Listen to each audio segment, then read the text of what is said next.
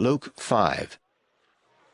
Jesus was standing on the shore of Lake Gennesaret, teaching the people as they crowded around him to hear God's message. Near the shore, he saw 2 boats left there by some fishermen who had gone to wash their nets. Jesus got into the boat that belonged to Simon and asked him to row it out a little way from the shore. Then Jesus sat down in the boat to teach the crowd. When Jesus had finished speaking, he told Simon, "Row the boat out into the deep water and let your nets down to catch some fish." "Master," Simon answered, "we have worked hard all night long and have not caught a thing. But if you tell me to, I will let the nets down." They did it and caught so many fish that their nets began ripping apart. Then they signaled for their partners in the other boat to come and help them. The men came, and together they filled the 2 boats so full that they both began to sink. When Simon Peter saw this happen, he kneeled down in front of Jesus and said, "Lord, don't come near me. I am a sinner." Peter and everyone with him were completely surprised at all the fish they had caught. His partners James and John, the sons of Zebedee, were surprised too. Jesus told Simon, "Don't be afraid. From now on, you will bring in people instead of fish." The men pulled their boats up on the shore. Then they left everything and went with Jesus. Jesus came to a town where there was a man who had leprosy. When the man saw Jesus, he kneeled down to the ground in front of Jesus and begged, "Lord, you have the power to make me well, if only you wanted to." Jesus put his hand on him and said, "I do want to. Now you are well." At once the man's leprosy disappeared. Jesus told him, "Don't tell anyone about this, but go and show yourself to the priest. Then take a gift to the temple, just as Moses commanded, and everyone will know that you have been healed."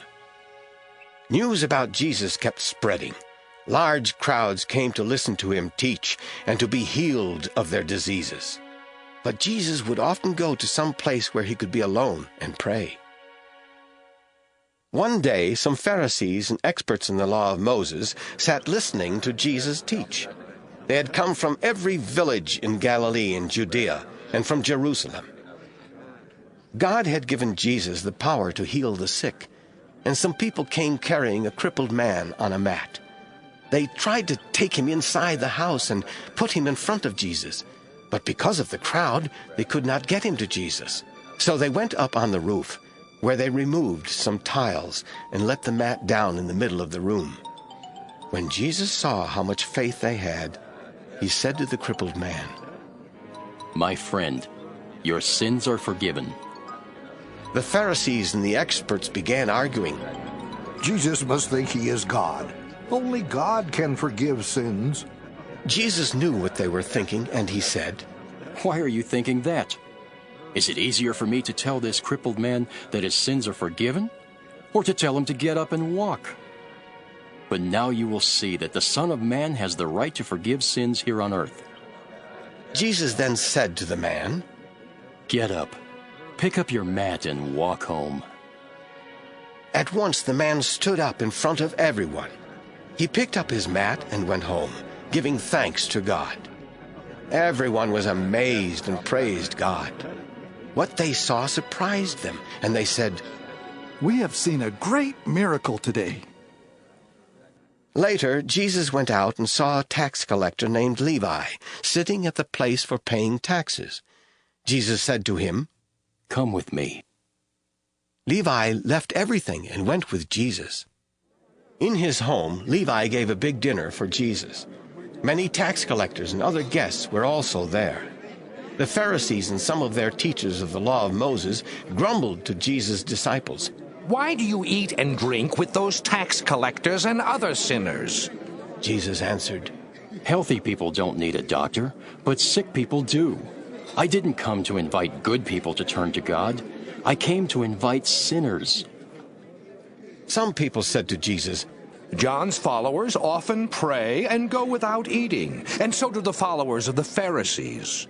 But your disciples never go without eating or drinking." Jesus told them, The friends of a bridegroom don't go without eating while he is still with them. But the time will come when he will be taken from them. Then they will go without eating. Jesus then told them these sayings. No one uses a new piece of cloth to patch old clothes. The patch would shrink and make the hole even bigger. No one pours new wine into old wineskins. The new wine would swell and burst the old skins. Then the wine would be lost, and the skins would be ruined. New wine must be put only into new wineskins. No one wants new wine after drinking old wine. They say, "The old wine is better."